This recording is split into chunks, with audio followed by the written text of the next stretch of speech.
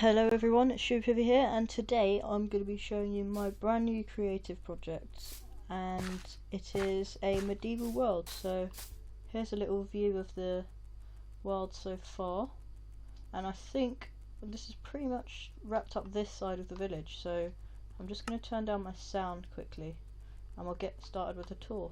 So first building here is the windmill. Now this was built by MSB, and I think I've added a few things inside like hay and barrels, but this is probably one of the more plain buildings on the inside because it's a windmill, but it still looks fantastic. And don't think there's much on the top floor, but that is the windmill. And then this is the wheat fields, which is where you spawn. That's why there's a bit of hay there, because you would have collected it from the farm if we're being like realistic about it. So over here is our sort of indoor fortress, which you may have noticed has some buildings on the top. So you access it by going through, and it magically opens.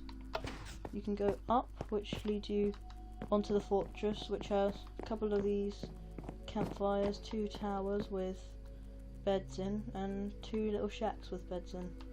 So if you needed to camp out in a dangerous situation, you can do that. Then if we head this way, it leads you into a little shelter made in the village, which has a table, some barrels and even a bed which you can stay in, which looks like this. On the right here we have the lumber mill, which you can indicate with the piles of wood outside. Inside we've got an armour stand with like an axe, because obviously you need an axe to chop down trees, and a little tool shed which also has a bed in it to put stuff in. This was built by MLG for Life. Now if you follow the path behind where you go, it will lead you into the forest where they would work. Over here we have, I think this will be the farmers, but I made I made this house here. Oh, I made that house there, which is slightly smaller. As you can see, it's this size, which is one of the smallest houses, whereas this is one of the biggest. Now, as far as it's concerned, on the inside it's got a nice furnace, some beds, a bookshelf area, a bed, some more chests, and a lovely dining room. So that's one of the nicer buildings. I reckon I'll make it a farmer's, because I have a large crop area over there which could be entirely owned by the farmer. Over here we have the butchers, which is represented by obviously the pig signs and Herbert the pig there. I don't know why there are cows here now, but the inside is nice. It's got a couple of chests, and then if you want to drop your ingredients, it will come out the other side. It's got some bed, all sorts, which is great. And using this campfire technique as shelter.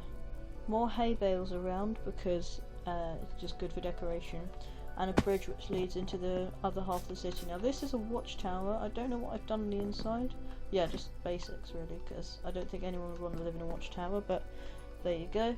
This is the blacksmith built by MSB, which is one of the most detailed builds in the server, particularly on the outside, because you've got a nice indoor entrance to an enchantment room, and then a room which is free at the moment, but really nice job. Then you've got your, I don't know what we'll do first. We'll do the fisherman's house, where they've got barrels and a platform where they'd fish, and where they'd keep stuff, and then I think there's a bed up here, or 5.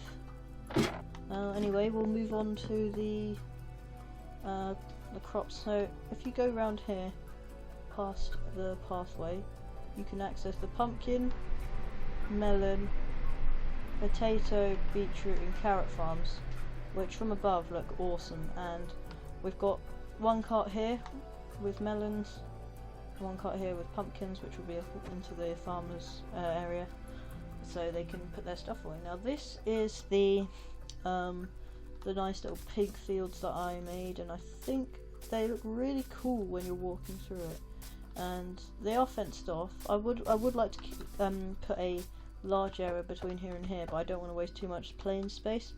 Then over here we've got our church, which is the last building in construction for this area behind the smoky campfires. That's sort of our border, and then a wheat field will go here, and then we think we're going to make a mine somewhere, but so far we've just got this little overhang.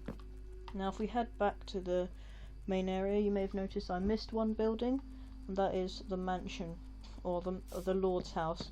We've got nice little areas here where you can sit, and a enchantment area or bookshelf area. Here we've got a nice little dining table with a music player, and then we've got the Lord, who's probably experienced, knows his way. He's got his map and his table, and his chests and nice beds, which are the only ones in red because he'd probably be able to afford much more than the rest of the town.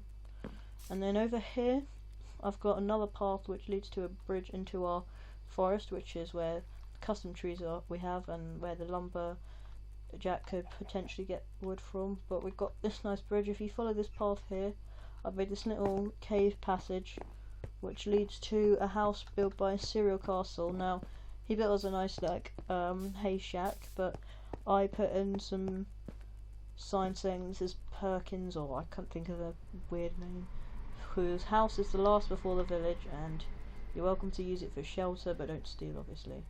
Which has got pretty much everything in here, so he must be a good adventurer who's put all the stuff there and trusts everyone. So that's pretty much it, and hopefully we'll be able to continue, but that is what we've got so far. Once we finish the church, we'll probably be making a more developed area behind the other side of the plains. Obviously this is poor areas, but we'll build a rich area. So that's pretty much it. I hope you enjoyed, and I'm just going to pan out. That's the view of our village, and I hope you enjoyed. I'll see you in the next one.